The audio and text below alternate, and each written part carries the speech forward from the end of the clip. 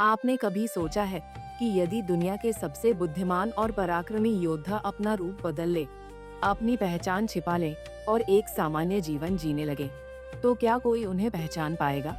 महाभारत में एक ऐसा ही रोमांचक प्रसंग मिलता है, जब पांडवों को अपने अज्ञातवास के दौरान 1 वर्ष तक पूरी तरह गुप्त रहना था। उन्होंने अपने नाम, रूप, वेशभूषा और यहाँ तक कि अपने स्वभाव तक को बदल लिया था। लेकिन कहते हैं कि वीरता, ज्ञान और प्रतिभा ऐसी चीजें हैं जिन्हें अधिक समय तक छिपाकर नहीं रखा जा सकता।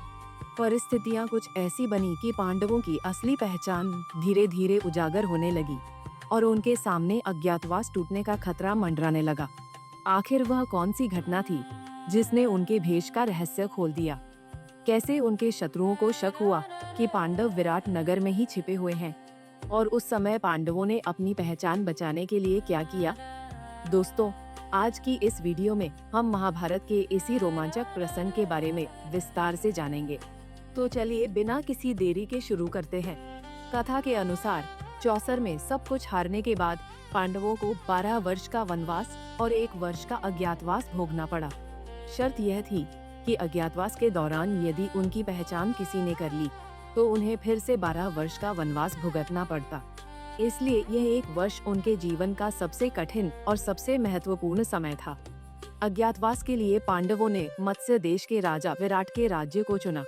यहाँ पहुंचकर सभी ने अलग अलग वेश धारण कर लिए।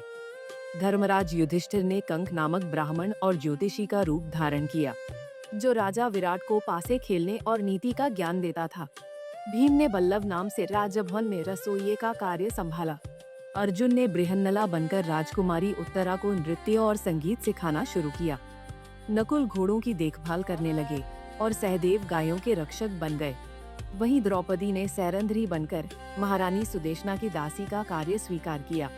कुछ समय तक सब कुछ ठीक चलता रहा, लेकिन समस्या तब शुरू हुई जब राजा विराट का सेनापति कीचक द्रौपदी की सुंदरता पर मोहित हो गया। वह बार बार सैरंध्री को परेशान करने लगा। द्रौपदी ने अपनी रक्षा के लिए भीम से सहायता मांगी। तब भीम ने एक योजना बनाकर कीचक का वध कर दिया। जब कीचक जैसा बलशाली योद्धा एक ही रात में मारा गया, तो पूरे राज्य में सनसनी फैल गई।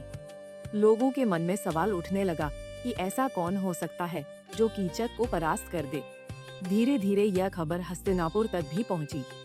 दुर्योधन, शकुनी और कर्ण को संदेह होने लगा कि जहां कीचक का वध हुआ है, वहां अवश्य ही भीम मौजूद होगा, और यदि भीम वहां है, तो बाकी पांडव भी उसी स्थान पर छिपे हो सकते हैं। यहीं से पांडवों की पहचान उजागर होने का खतरा और बढ़ गया। दुर्योधन ने पांडवों को खोजने के लिए अपने जासूस चारों दिशाओं में भेज दिए, लेकिन इसके बावजूद कोई निश्चित प्रमाण नहीं मिल पाया। तब कौरवों ने एक ऐसी चाल चली जिसने विराट नगर में छिपे पांडवों को सामने आने के लिए मजबूर कर दिया। उन्होंने मत्स्य देश की लाखों गायों को लूटने के लिए विराट नगर पर हमला कर दिया। उस समय राजा विराट अपनी सेना लेकर राज्य के दूसरे हिस्से में गए हुए थे। नगर लगभग असुरक्षित था। ऐसे में राजकुमार उत्तर ने युद्ध में जाने का निर्णय तो लिया, लेकिन जब उसने कौरवों की विशाल सेना देखी तो उसका साहस जवाब दे गया। तभी बृहन्नला के रूप में मौजूद अर्जुन उसके सारथी बने और उसे एक ऐसे स्थान पर ले गए जहां पांडवों ने अपने दिव्य अस्त्र शस्त्र एक शमी वृक्ष में छिपाकर रखे थे। अर्जुन ने राजकुमार से कहा कि वह वृक्ष पर चढ़कर उन हथियारों को नीचे उतारे। जैसे ही उत्तर ने उन दिव्य अस्त्रों को देखा, वह आश्चर्यचकित रह गया। तब अर्जुन ने उसे अपना वास्तविक परिचय दिया।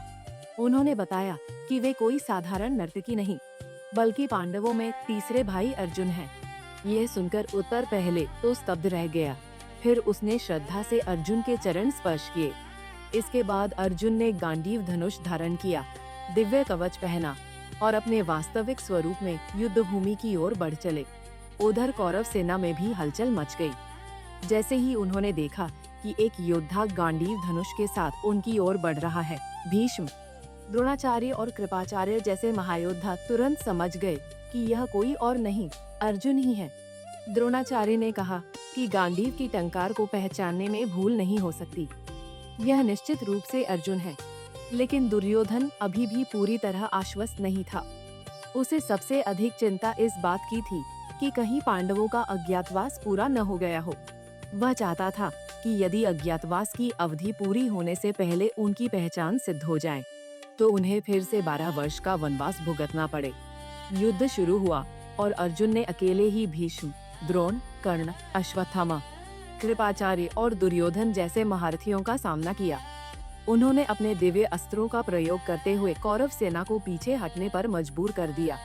कहा जाता है कि अर्जुन के बाणों की वर्षा देखकर पूरी सेना में हड़कंप मच गया। जिन योद्धाओं ने वर्षों पहले अर्जुन का पराक्रम देखा था, वे एक बार फिर उसकी झलक देख रहे थे। युद्ध के दौरान अर्जुन ने सम्मोहन अस्त्र का प्रयोग किया, जिससे कौरव सेना कुछ समय के लिए अचेत हो गई। इसके बाद उन्होंने गायों को मुक्त कराया और विजय के साथ विराट नगर लौट आए। जब राजा विराट को इस घटना का पता चला, तब उन्हें भी यह जानकर आश्चर्य हुआ कि उनके दरबार में रहने वाले साधारण सेवक वास्तव में पांडव थे। कंग कोई और नहीं बल्कि युधिष्ठिर थे, बल्लभ स्वयं भीम थे, बृहन्नला अर्जुन थे और घोड़ों तथा गायों की देखभाल करने वाले नकुल सहदेव थे। सैरंध्री भी वास्तव में द्रौपदी थी। इसके बाद भीष्म पितामह ने स्वयं घोषणा की कि पांडवों का अज्ञातवास पूर्ण हो चुका है।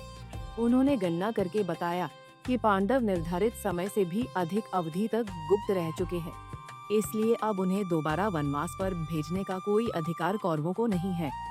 यहीं से महाभारत की कथा एक नए मोड़ पर पहुंचती है। अज्ञातवास समाप्त हो चुका था, पांडव अपनी पहचान के साथ सामने आ चुके थे और अब हस्तिनापुर के सिंहासन को लेकर अंतिम संघर्ष की भूमिका तैयार होने लगी थी। यही वह घटना थी जिसने आगे चलकर कुरुक्षेत्र के महायुद्ध का मार्ग प्रशस्त किया।